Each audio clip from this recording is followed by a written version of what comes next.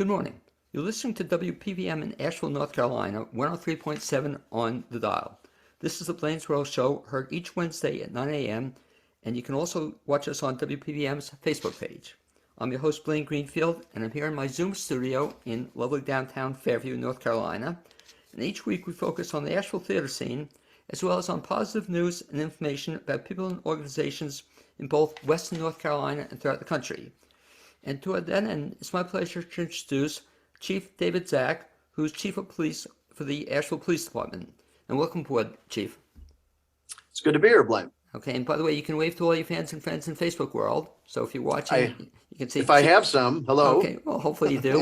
And I assume it doesn't look like we're at your regular office. Is that correct? Nope, I'm downtown right in my office. Okay, well, anyway, glad you're with us. David Zack was appointed Chief of Police for the Asheville Police Department on February 4th, 2020. Great time to come on board. He began his career in law enforcement in 1984, where he worked as a New York State Corrections Officer at both Sing Sing and Attica Correctional Facilities. In 1987, he joined the Cheektowaga Police Department and rose through the ranks, serving in a number of different roles, including Patrol Supervisor and Detective Bureau Commander, before being named Chief in 2011. And the first question I always ask, Chief, you grew up where? In New York? Yeah, Cheektowaga, that was very good, by the way. Okay. Which is a first ring suburb of the city of Buffalo, New York. Now, when you were a kid, did you always know you wanted to be in corrections work? Definitely not corrections. I actually, my primary goal, I think, was to get into education. And just kind of one thing led to another, and I fell into law enforcement, and 36 years later, here I am. Well, it's interesting you say that, because in law enforcement, and people I think don't realize it, but you're certainly involved in education. There is a connection, absolutely. Yeah, well, all the time, you're educating people. And what I imagine makes it tough for you is that there's so many people, I guess, with so many different kinds of interests all the time, and they're coming at you probably about 27 different directions simultaneously. Do you feel that? There's a lot of competing interests out there. There's a lot of juggling of ideology, egos, just how people think. We're in a very polarizing time, and like I say, there's no shortage of opinions, whether well informed or not. So yeah, kind of the chief's job is to kind of balance that all out and keep the city moving forward in a productive manner. And what I guess made it particularly difficult for you is we were talking off the air about timing being everything, and you came at all the time to come into a job. You came in at a very tough time. Oh yeah, I mean, I think I was here maybe 5-6 weeks when the pandemic hit and we went into full lockdown. So as we were discussing, 6 weeks on the job, and I'm already having to determine who's an essential and non-essential employee. I probably worked for a year and a half. We were all in masks. I could have passed another officer on the street off duty and not known who they were, because I seen them other than in a mask. So yeah, there are definitely some interesting challenges that we've had to face over the last 2 years. Well, and I also read all the time that the challenges you face too. On top of that, it's getting, I guess, increasingly difficult, not only for you, but for, I guess, all police departments to hire people. Is that true in all police departments? Yeah, retention of employees, recruitment of new police officers is a challenge, not only here in Asheville. It's particularly hard here in Asheville because of the losses that we've had. But it's a nationwide crisis. And this has been going on for probably the last 5 to 10 years now, where we've seen just a declining interest in law enforcement. And finding recruits is getting far more difficult in competing. There's 18,000 agencies in the United States, and they're all looking for good quality people. And the applicant pool is getting smaller. We're seeing higher rates of attrition. So yeah, staffing is a huge, huge issue in policing today. Well, you mentioned it's not just recently happening for the last 5 or 10 years. Had you been seeing that at your other, where you were before? The same thing? Well, my situation in New York was far different. Excuse me, because that was a union state. And, the rules are a little bit different. and you don't see the movement between agencies that you tend to see here in right to work states. So it's a little bit more rigid there, and most officers spend the duration of their career with the same agency. However, what I was seeing is, you didn't see the 32-year cop on the job anymore. People were getting out more at 20 and 25. So that's been a trend pretty much everywhere. They're just not staying in the profession as long as they used to. So in terms of Asheville, then, I think I've read the statistic and you've shared it with me too. You're down how many officers right now? Right now, we're down 25% of the staff that is currently where we're down. We had 238. We're down to about 179. We have had some replacements, but even that number of 179, 27 of those officers are at various levels of training. So they're not even available to us. They're in the academy, they're in the application process and so forth, and field training. So on a daily basis, we're down 36% of staff. And then when you count in, vacations and people out sick or people out injured, on a daily basis, we're down 44% of our sworn staff. So how does that, what does that mean in terms of staffing then to keep the streets of Asheville safe? Must be difficult. Well, yeah, absolutely. We've had to deploy resources accordingly. We're spread very, very thin. There's a safety issue for officers and the public, officers being able to respond adequately. We've seen response times suffer. We've had to, for officers responding to calls where we need 2 or 3 or 4 officers to respond to maybe a high profile incident or a very violent situation, and getting the coverage there and getting cover for the officers has been far more difficult. So response times have really been affected, but also our ability to handle quality of life issues in neighborhoods and so forth. And, we've had to go to more online reporting where people got real comfortable just, if you had a car broken into, where we could send an officer out to the house. We can't do that right now. And it's going to be quite some time before we can do that again, because we simply don't have the resources and the staffing right now. Well, even before your time, I remember I had a discussion with one of your predecessors, and Asheville went then from having officers 2 in a car, right, to now 1 in a car. And is that, by the way, standard in Asheville or elsewhere as well? No, that's Asheville here. Pretty much all cars are single cars unless they're driving with a trainee. Back in the day, we used to like the idea of a partner. But as time wore on and you were on the job longer, you started to see less of that, where officers seem to prefer to work solo. And that was kind of a culture shift that probably, I would say, goes back almost 20 years. I started with a partner, and then, 8 hours in a day, 12 hours in a day in a car with somebody is a long day. And you tend to prefer solo after a little while.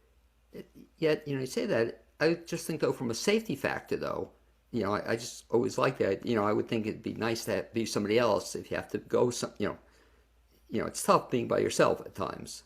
Right, and I think sometimes that's a misconception with the public, because they don't realize we are driving alone, and then sometimes you'll see that car stop or that incident where there's 2 or 3 cars there. Right. And that's to make up for the lack of the two officer patrol car.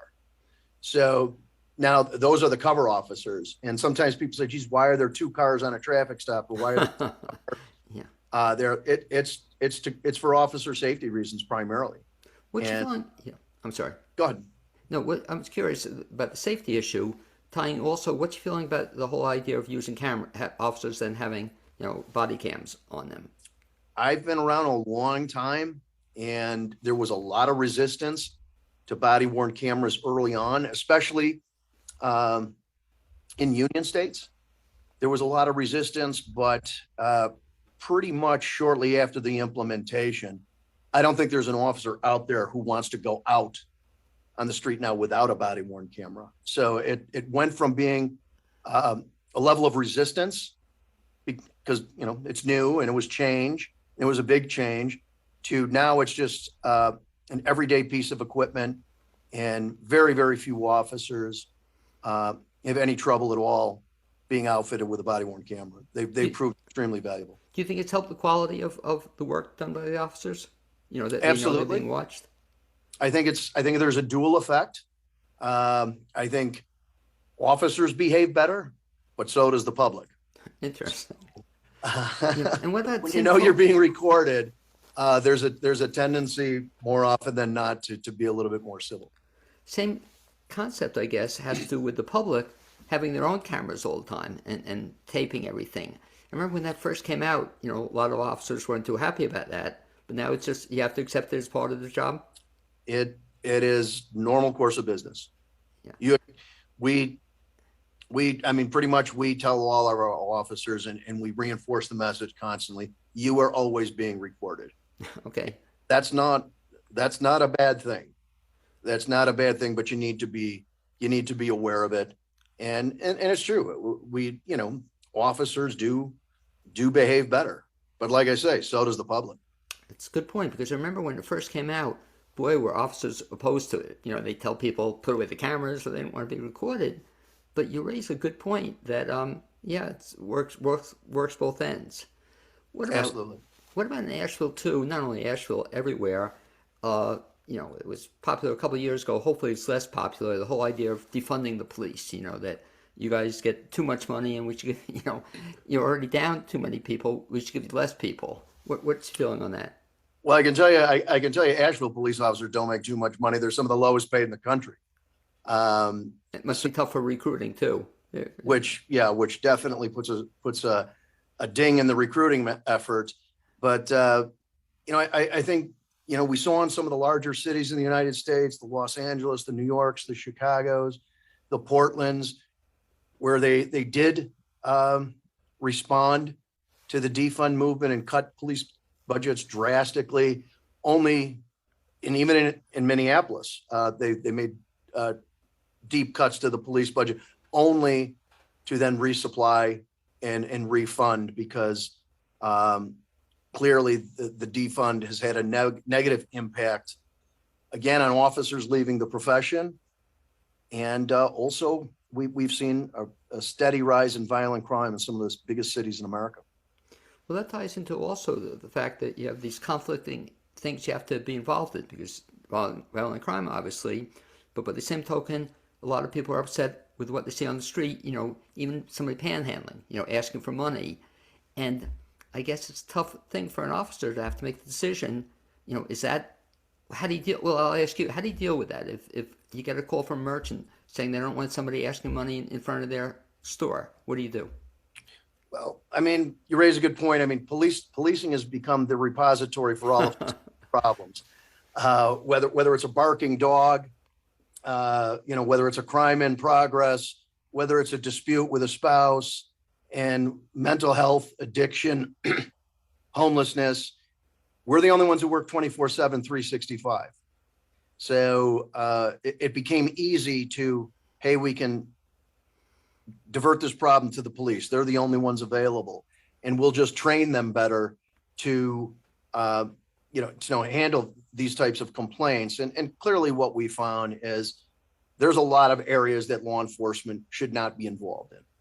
And, you know, I guess the catchphrase now is reimagining public safety. And that's long overdue. That, you know, the police aren't always the best to respond, that the police should more focus on crime and crime prevention, and some of these other societal issues, addiction, mental health, might be better with a different first responder, or at least a co-responder with the police. So we embrace that. And but it's making the transition is extraordinarily difficult and extremely costly. Well, you mentioned, it's funny you said that, barking dogs. In another life, I was a mediator for the court system in New Jersey. And boy, was that a tough one, you know, because again, I call the people who call the police up, you know, and what are you supposed to do, you know? And they go out, and it's like it was a no-win situation. You know, it was a no-win situation for the police. It was also a no-win situation for the court system. You know, Do you arrest somebody? Do you arrest the dog? You know, what do you do? But still, talk about it, Chief, that people still see you as the first line to call. You know, a barking dog, noisy neighbor, call the police. How do you guys handle that? Well, again, more often than not, it takes a lot of diplomacy on behalf of the officer. And usually when you get those types of calls, you're just trying to get people to get along. And some are less inclined than others. And sometimes you're dealing with longstanding neighbor disputes and so forth. And, they utilize the police officer as the referee. So, you don't want to go, and you certainly don't want to arrest your way out of it because that's not a solution. So, you try to be diplomatic, and you try to keep the peace. And most of the time that's successful, but other times it's not successful. And that's where we get into, some difficult situations from time to time on relatively minor offenses. And unfortunately, something that is maybe a minor offense becomes, because of society, a more major offense. I'm thinking even something as basic as masks. I tend to believe in masks. It doesn't matter what I believe in, but are you now the mask police? And is it your job to go?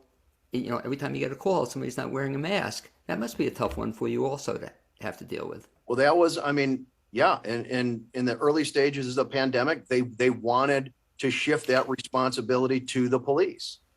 And, we had to make it very, very clear early on that once we start going down this road, and if we're going to call the police en masse, we'll be doing nothing else. Right.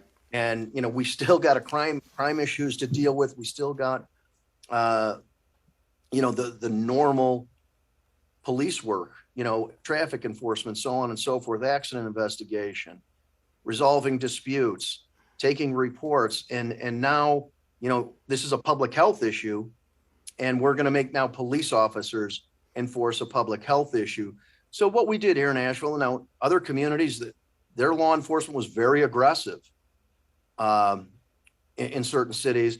We tried to just make it more of an educational approach where we really didn't want to start issuing citations, but we were very clear and direct and tried to seek compliance. As a result, what we found in a vast majority of cases is people would comply, and education worked far more than punitive action. Because again, it makes it tough, in terms of what you guys have to do. And I think back, I guess, before you came on board, and again, you came in sometime that you came on board, because I guess you came on board, was it right after the protests were in Asheville or during? No, the protests were in February, I came in February, COVID hit in March. Right. Then we had the protests in May. Yeah, so I wasn't even here 6 months. And we had, I went from global pandemic to nationwide civil unrest. Okay, it was. I thought, and I remember the name, and boy, was that a tough time. But what was incredible about it, Chief, I was watching it, every night, and it's just me personally, I don't understand it. You had a curfew, so it's easy. It's curfew, maintain the curfew. But what do you do when people don't maintain the curfew? I guess you had to deal with that a little bit, Yeah, it was a very difficult 6 days we had here in Asheville to manage, and we're still dealing with the repercussions of that to this day. Fortunately, there was not a lot of damage here. There were not many serious injuries. We didn't have to arrest a lot of people. I would not say we came out of it unscathed. We certainly did. But other cities fared far, far worse than we did. And it was just a difficult time. And, we did a lot of things right. We did a few things wrong. We acknowledge that, but, it's something unlike anyone had ever dealt with before.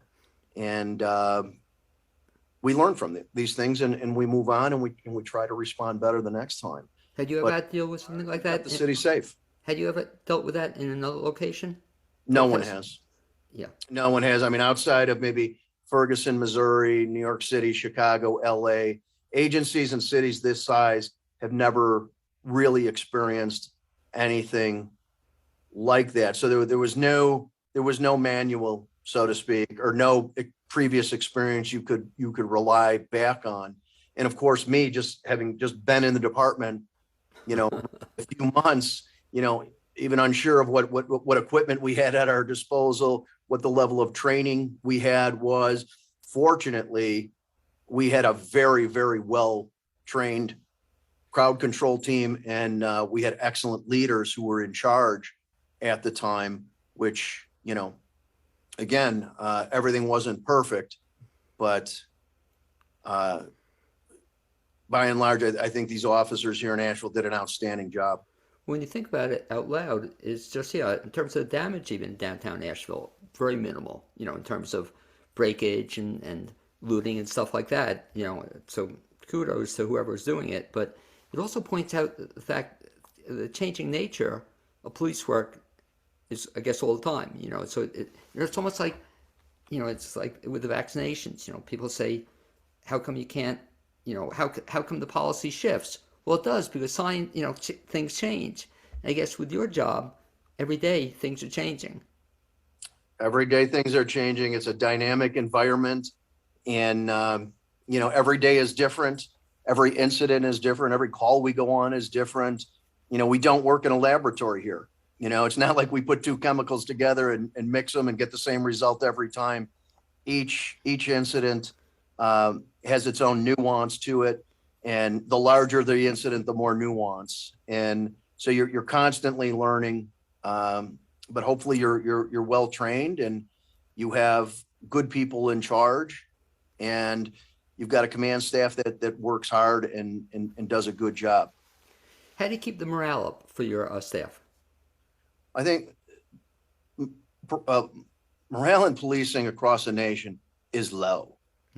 It's not just in Asheville. It's in law enforcement all over the country. I think the best thing you can do, is communication is key with your employees. Again, it's been very, very hard for me to communicate. As I said, I was here 3-4 months. We couldn't even have meetings in person. And again, my staff, I would be addressing officers at a briefing, and all I could see was their eyes. And so communication we're trying to improve it here. It's gotten much better. And I think when the officers know what's going on, why decisions are being made, how they're being made, that they have some input in the final result, morale tends to improve. Now, it can only improve so much. There's still the conditions on the ground and what they're facing every day. And certainly what we've seen is a dehumanization of law enforcement officers. They're not thought of as individuals. They're just, you're just a badge in a blue shirt. And to some people, you're the enemy. And especially with younger officers, they're not accustomed to that. And they don't understand why just putting, the uniform on gets such a reaction. And so they have to cope with that. And over time and experience, they learn to cope with it better. But as we've seen, as we lost over 90 officers in the past 18 months, some didn't cope with it well. And half of those officers left the profession altogether. And others moved on to just other communities where they felt more appreciated. It's a shame, because I'm thinking as you speak, as a kid, just police officers were well respected. You just you respected them, and now it's just not the case. But to your credit, I read a while ago too that you somehow were able to get some of those people who were leaving. You got them to stay on with the staff, or your officer moved on to other positions, which is great. Because some people had submitted their resignations, and you got them to rethink. Yeah, we did have a few who came back to the agency, so that was good. We've seen some who've left to go work at other agencies who've expressed a desire to come back. So, that is encouraging. But like I say, we're going to have to replenish our police department here through outside recruitment.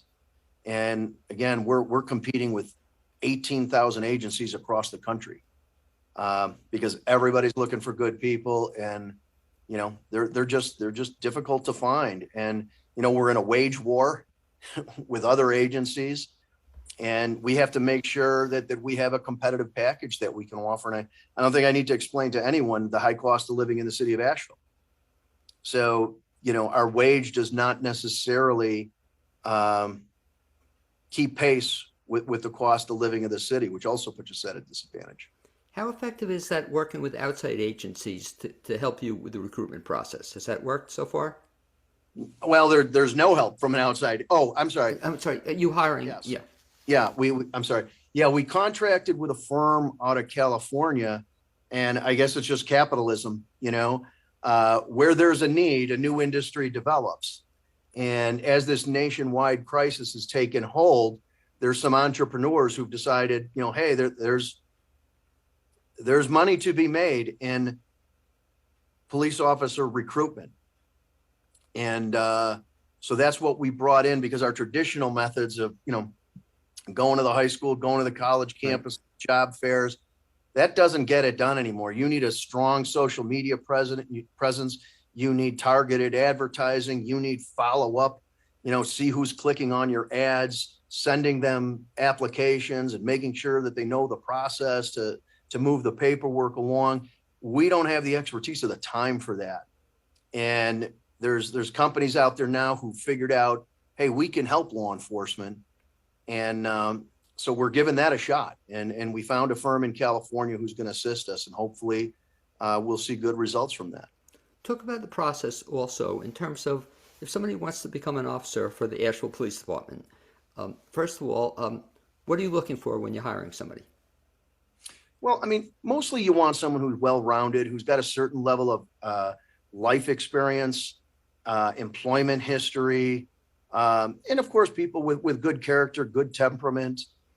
But it's nice to when we see an officer as, with a little bit of life experience, and closer to that 25 to 30 range, as opposed to the, you don't want someone's first job. Right. My first job was prison guard at Sing Sing.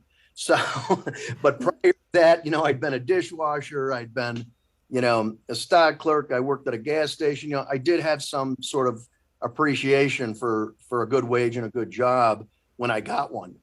But yeah, you don't want it to be someone's first venture into employment, like right out of college and right into police work. So I think life experience is very, very important. You have a different perspective on life at 20 than you do at 30. So ideally, that's what you're looking for, is a little bit older, more mature candidate. But, certainly, I mean, I was hired as a police officer when I was 23. So, and we're running out of time here. But well, I did. But describe what happens then after, so they see the ad or they get recruited, and then describe what happens until they become an officer. Going, they mentioned the training academy and they do some other things. By the time we accept their application, the process to actually have that candidate on the street working solo as a police officer is about 14 months. So, there's a period where we've got to do the background investigations, polygraph testing, psychological evaluations and so forth, and then just general testing. That process takes, a good 3 months.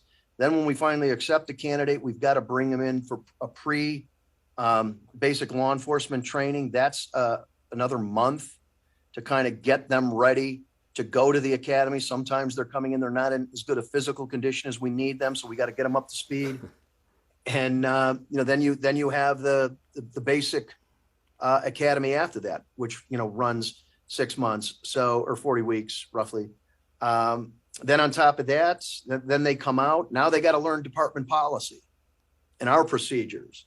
So there's a few weeks of that, and then they go into field training where they're riding with another officer for another 3 months before we're ready to let them go out on their own. So the whole process takes roughly 14 months from the day you fill out your application to the day you're riding solo by yourself.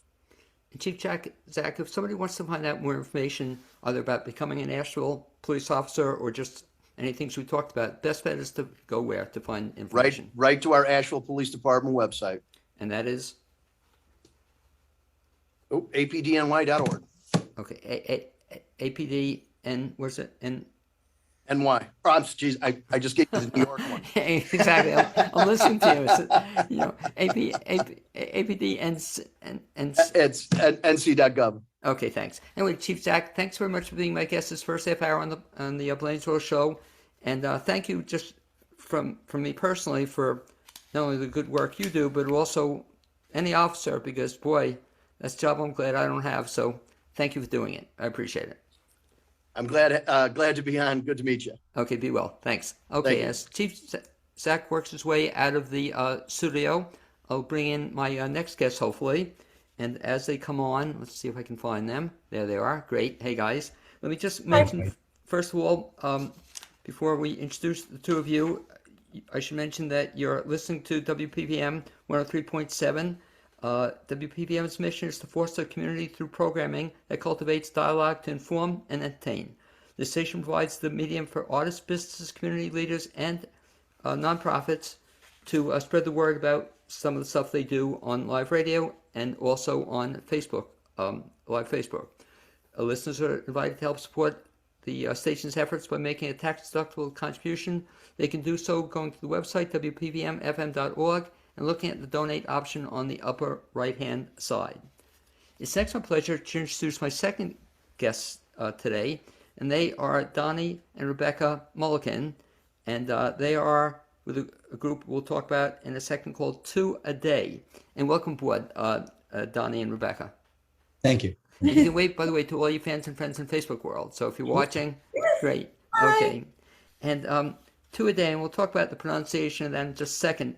Am I close to it? Is that correct pronunciation? You're close. You're very close. Well, you're actually close. That is the actual name is taken from Celtic mythology and Irish, the old Irish language. So you're saying it exactly right when you say 2 a Day. We've not pronounced it that way in quite some time, being here from the Appalachian Mountains and our majority of our fan base being in the United States. We have taken the liberty of doing it phonically, because if you say 2 a day, most people would go out and look online and look for 2 a day. Right, yeah. But the actual, so it's spelled Tuathadea, Gaelic. And so we've taken the liberty of saying it Tuathadea. Tuathadea. Tuathadea. Well, anyway, Tuathadea, or 2 a Day, is a family first, then a progressive America's band with rock edge. I love that. A Celtic Appalachian influence and a fearless attitude for pushing the boundaries of modern roots music. Their music thrives on a perpetual energy tracked by expansive vocal ranges, already steady drumming, percussion, electric instrumentation, and the melodic sounds of acoustic instruments like fiddle, guitar, penny whistle, bagpipes, and didgeridoo.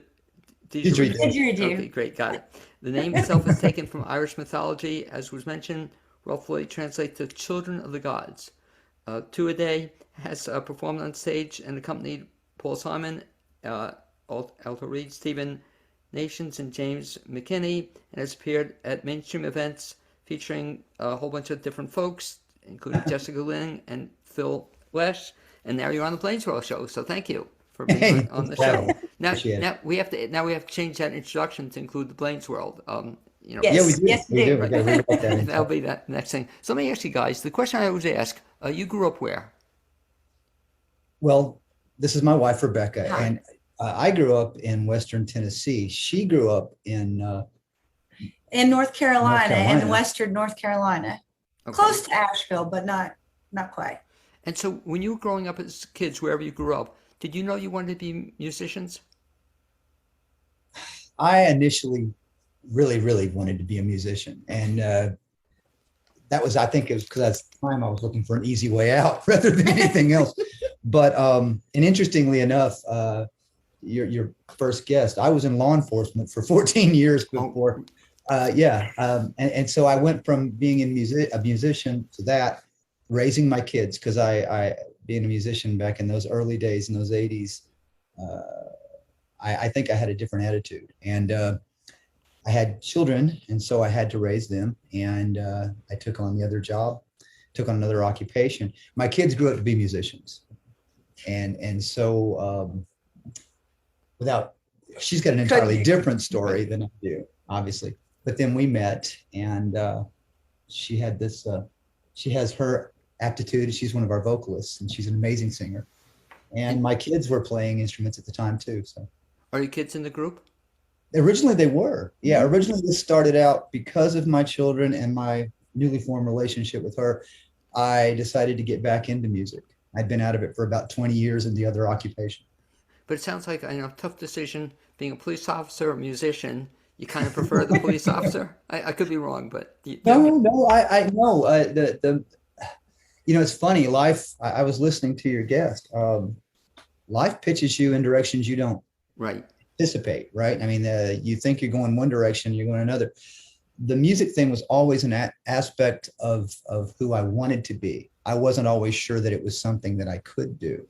And I've always been sort of a songwriter, even during the other occupation, while I was not, participating publicly. I was writing music. And so when I came across, when my kids grow up, they became musicians. I come across her, and some of the other band is her family as well. So we're kind of came together in this weird Partridge Family Brady Bunch sort of thing. So let me ask Rebecca the same question too. So you were growing up in Western North Carolina. How did you get into music? Well, my mother was actually the primary source of all of it for me. She was studying to be an opera singer when she was young, and she got married and had 3 daughters, and she diverted her attention from opera music to the bluegrass and gospel end of things.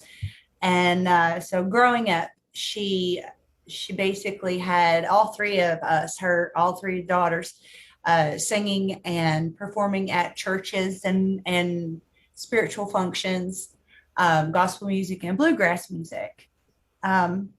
Every day we practiced singing and singing and singing. And as a kid, no, I didn't really think that I would be a vocalist as an adult. So it was, in the beginning, extremely new for me. And sometimes I still feel a little new at it, a little green behind the ears. As a kid, did you experience any opera? Did you have to do any opera? Well, I didn't personally do the opera, no, but I did very much enjoy it. I enjoyed listening to it, and I enjoyed listening to my mother practice, because even though she went into the bluegrass and the gospel end of things, she still sang a little bit of opera every now and then. Keep her chops up, I guess. It's funny you say that, because as a kid, I remember I hated the opera, and my mother would drag me to the opera, but then I grew to appreciate it. It's just an amazing thing. Sometimes it does. You have to grow to appreciate things like that.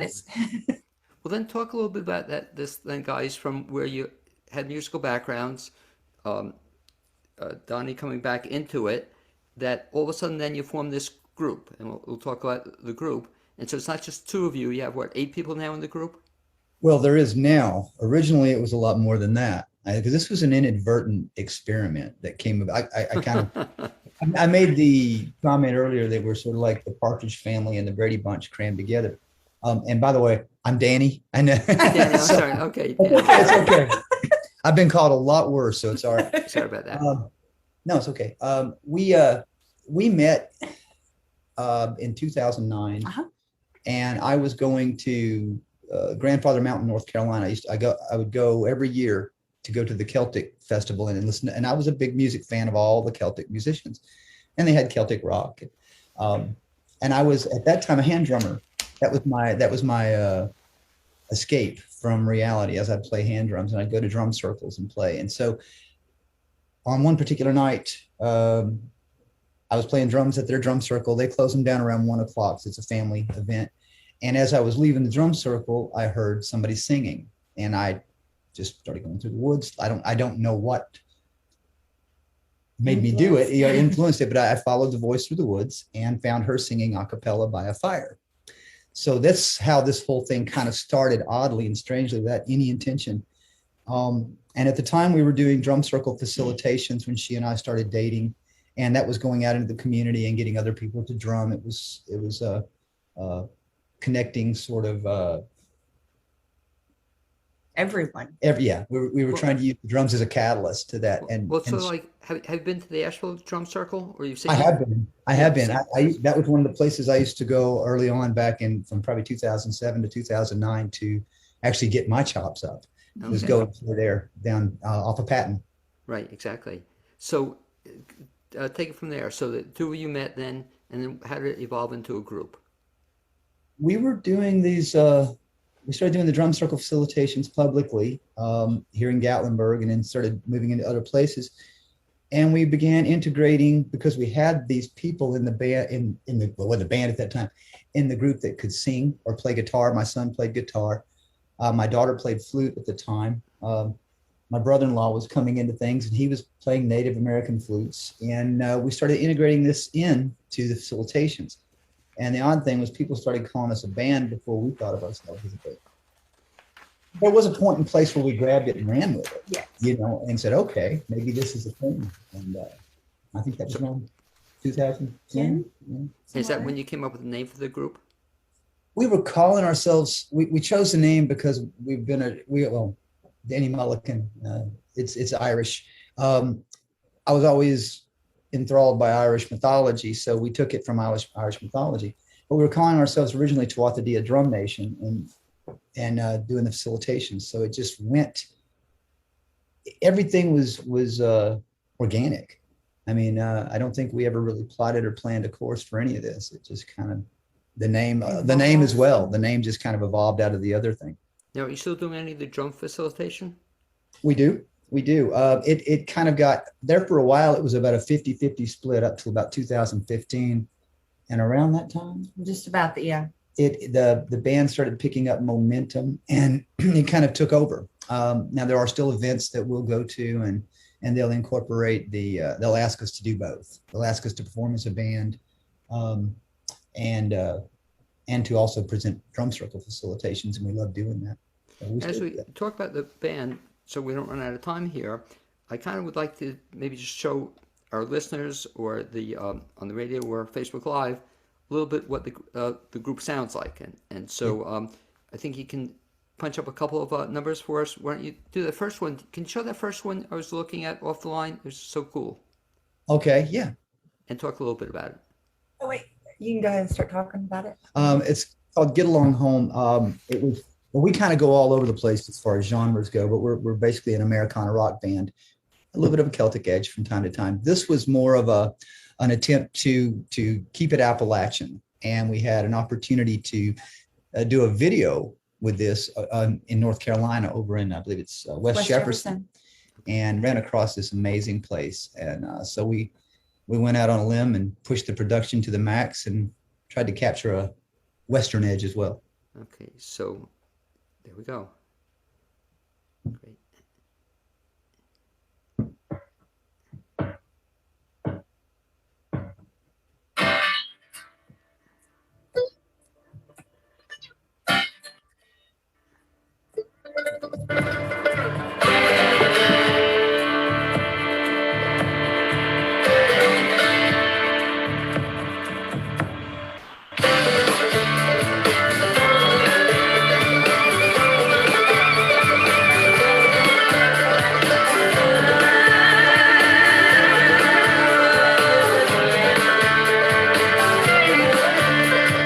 Step into my parlor, set the spider to the fly. Won't you give a girl a holler before you buzz on by?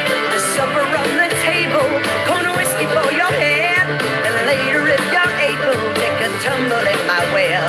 Such a pretty proposition, but there's something just ain't right. Better trust your intuition, not the fire down below. It's a sticky situation for sure.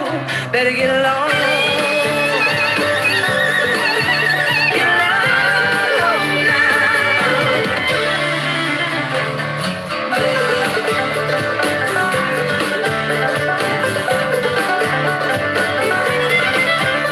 That on Sunday night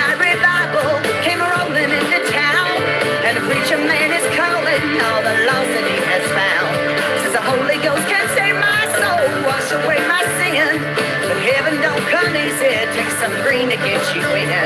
He's a Bible thumping demon, hell bent, he's heaven bound.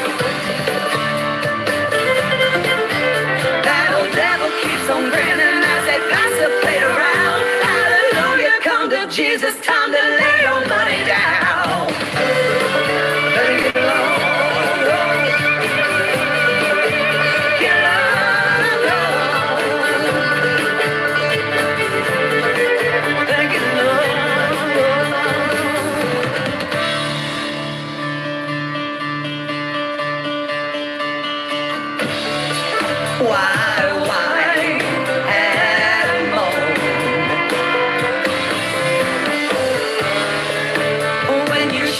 The road you're on,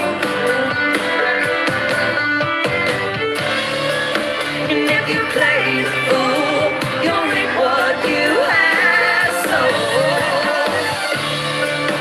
Better get low, get low, get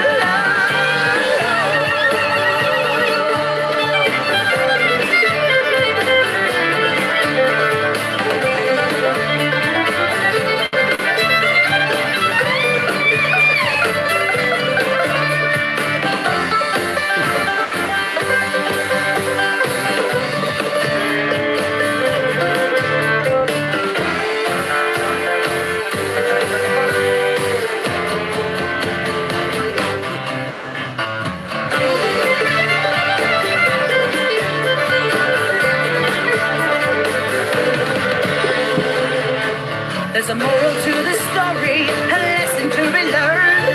Common sense ain't common, now we're common folk concerned. The method to the madness of my philosophy. It's too damn good to be true, and the truth will set you free. Players will be players, there ain't nothing you can do now. When that old wolf in sheep's clothing starts howling at the moon, darling, you can hit them bricks too soon. Better get low. Get low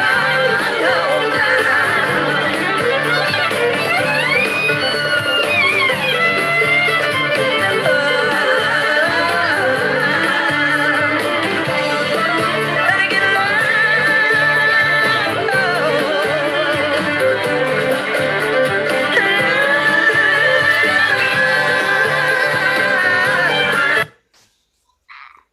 Wow, fantastic. As we come back, we're kind of on pause, so why don't we come back here? This is, I have to ask you, that video, if you're listening to this show on the radio, please make sure you also look at the information to see the show on Facebook Live, because that is one heck of a video. Did you have fun? Did you have fun doing it? We had a blast doing it. It was a lot of work, but it was, It looks it. How long did it take you to do? believe it or not, we shot that in one day. One day. Wow. I mean, everything. Long day. Yeah, everything about that was like fantastic, though. I mean, the costumes, the setting, it's just one of the best videos. I mean, so you listen to it, you loved it, but if you're listening to it, you have to see the video. Have you gotten a lot of positive feedback on the video? We did. That was original, and we didn't at the same time. It was kind of that video was dropped in 2017, and then it was pulled because it was supposed to come out to accompany an album that never came out. And so, interestingly enough, it kind of exploded, and then we pulled it because they wanted it to go out with the album, and the album never came out. So we only recently put it back up. So it kind of suffered, from the pull. And it was there, and then it disappeared, and then it was back. So It's a shame. It's like it was just a fun video to watch. I'm laughing at it, and it looked like I knew some of the people in it. You may have. Yeah. There's a lot of people there from North Carolina. In fact, I pretty much think everybody. Just about everybody. We asked for a lot of friends and family, and her mom. She mentioned her mother's in it. Our children were in it. My granddaughter's in it. There's a guy playing banjo who actually played on the CD. His name is James McKinney. He's in the Country Music Hall of Fame. He's there playing banjo with us. That was God playing the banjo? Yeah, very cool. Yep. Yeah. Very, very well. I mean, that guy's been around, and we were fortunate to know him, and he came in and did that with us. So we had you might recognize some people. Well, even you two guys, and I love also the one playing the the guitar. All of a sudden they see this, Western setting, and they see this cool guitar, and that's just a fun thing to watch. The woman playing the guitar. Woman playing the guitar. Oh, the bass. The bass. The bass, Yeah. That's my daughter. Oh, That's is it my really? daughter. That's Yeah. Tasia. She's not in the band anymore, but she was in the band at that time. Yeah, she was in the band for the first, I think, 9 years. That's my daughter. Talk about the music you play. So, do you write it all, or is it a lot of it? Most of it. Most of the stuff we do is original. Now we do occasionally grab the cover here or there and then shift it and move it. Especially when you're playing live, when you're playing out, people sometimes to give them something that they can kind of tap into. You'll grab a little bit here, a little bit there, or something, and throw it into the mix. But most of our music is original. How many songs have you written? Oh my Ballpark. goodness. I don't even Oh know. my, that's a big question. Yeah, it's a relatively large catalog at this point. Matter of fact, we just put out a new album just a couple of months ago. So it's increased. I don't have a number. Now, do both of you write, or just two of you, just Danny? It's me. I say, as far as the musicianship and the people in the band, that I'm a songwriter who has a lot of amazing musicians around me to pull off what I imagine. So I get to write some stuff, and I got some really amazing people that bring it to life. So. An incredibly unbiased opinion. He's an amazing lyricist. Things make sense. It's not. This is why we're still together after all these years. So. Well, no, There are stories. but like you said, no, because I'm watching that, and the story was very real. It's just a great video. We'll have to get people to see the video as well. Do you prefer writing or performing? Oh man, that's a toughie. Both. I mean, the writing part is obviously my thing, but the only reason I do this is I get to do it with people that I love. That's why I got back into this. I got back into it because of my children, because of my wife. The other singer is her sister. The guy playing the odd instruments that you'll see from time to time, like the didgeridoo or the penny whistles or the bagpipes even, is my brother-in-law. So it's kind of a family first sort of thing. So looking around the stage, and I say this all the time, what the reason I love performing is to get to look around and I see the people I care most about. I mean, currently my granddaughter is with the band. My daughter left. She left her daughter as she left it. So it's a family experience, and that's a tough question. I love writing, but I think the performance part is just it's like making memories, with your family. That's our videos are our Home videos. That's our home video. Let me ask you then, before we run out of time, could we punch up at least one more video? I don't know if we get to see all of it, but if you would, Rebecca, just tell me which one we're going to see or anything about the video that's coming up next. Well, which one do you want to? You want to get something personal, or you want to get something upbeat? Why don't we get something upbeat? Upbeat? Yeah. Okay. Well, this one is actually, we had the opportunity to play Floyd Fest in Floyd, Virginia in 2019. Mhm. And they do this thing called the bus stop there, where they let you come in and they'll do a like professional-esque video and showcase you. And we kind of took it and ran with it because it came out so And it was very, a song very that was well. coming out on the next album, and so yeah. Yep, and it's original. It's you'll hear some You'll hear some things very you recognize. familiar things included into it. Well, let's jump into it, and if we have Try to time. get it. There we go. And I got to go to the.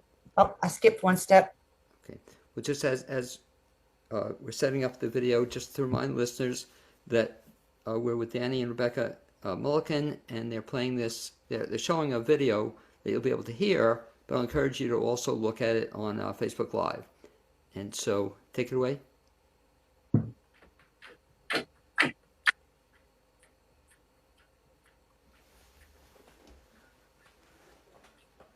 Welcome to the Floyd Fest bus stop, live from Floyd Fest 19 Voyage Home. We give huge thanks to our sponsors, Press Merch, Beehive Productions, and Peluso Microphone Lab. Without further ado, to Off the Dia from Gatlinburg, Tennessee.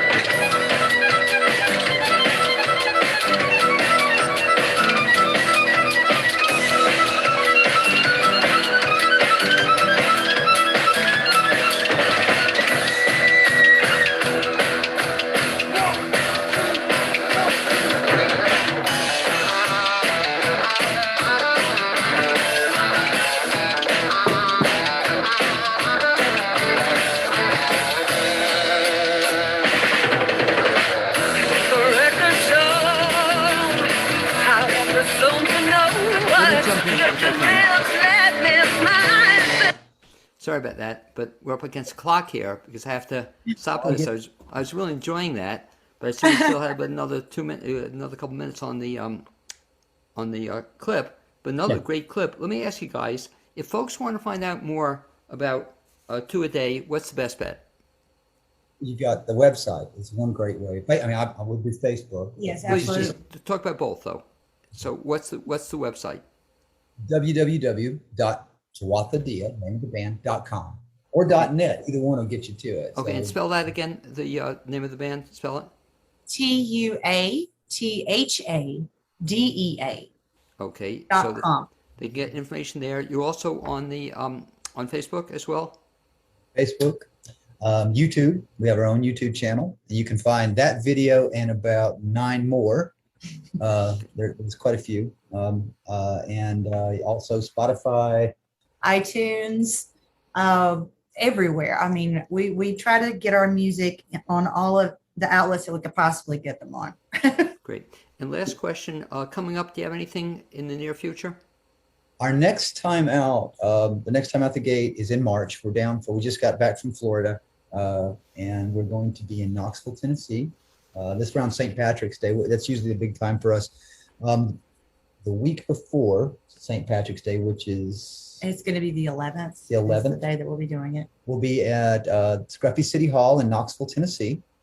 The following day, we'll be in Lexington, Kentucky for their big St. Patrick's Day festival.